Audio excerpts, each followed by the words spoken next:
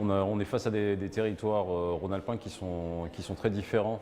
Par exemple, on s'intéresse à la question de l'habitat et de la requalification énergétique des logements, hein, puisqu'il y a un énorme gisement de requalification énergétique, et puis il y a lieu d'accélérer cette requalification pour remédier à la précarité énergétique et limiter la consommation d'énergie. Donc si on prend sur cette question, on a des parcs de logements qui sont très différents selon les territoires, avec des territoires ruraux qui sont plutôt à dominante d'habitat individuel par exemple, et puis des territoires urbains qui sont plutôt à dominante de copropriété. Donc on est face déjà effectivement des enjeux et des modes d'intervention qui sont un petit peu différents. Voilà, donc ça veut dire qu'il faut des dispositifs finalement qui sont adaptés à la réalité des territoires. Et dans une étude qu'on a menée en lien avec l'ADEME, on s'est rendu compte aussi que le dispositif de travail sur les territoires il est très différent.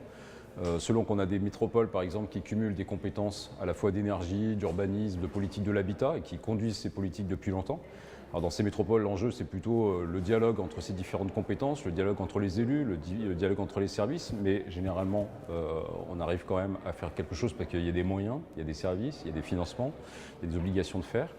Aujourd'hui, le sujet, c'est dans les territoires ruraux, par exemple d'Auvergne-Rhône-Alpes. On a beaucoup moins de moyens, beaucoup moins de services. Et du coup, on a des problématiques quand même qui sont importantes de précarité énergétique ou d'habitat déqualifié. Mais on a des dispositifs qui ne sont pas à la hauteur aujourd'hui. Hein.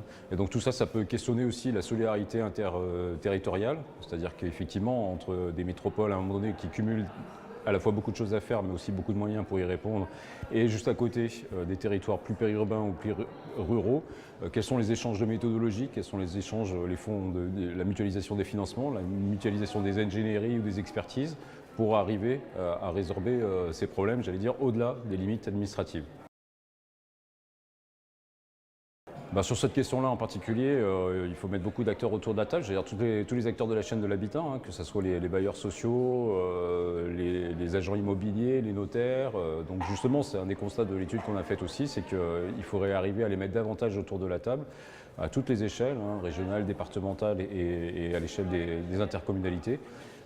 Pour bien réussir effectivement cette requalification, cette massification de la requalification énergétique. Et le constat qu'on fait aujourd'hui, c'est qu'un certain nombre d'acteurs du privé, par exemple, sont peut-être pas assez dans la boucle, alors même qu'on constate par exemple que c'est au moment des mutations immobilières, hein, des transactions, du changement de propriétaire, qu'on peut reconvaincre les gens autour du fait qu'il faut se lancer dans des travaux, qu'il y a des financements qui existent.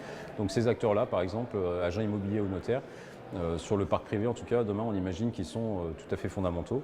Et après, il y a les bailleurs sociaux, mais ils sont déjà relativement investis sur ces questions-là, bien que des fois, ils peuvent être fragilisés aujourd'hui par les évolutions de gouvernance qui les concernent au niveau national.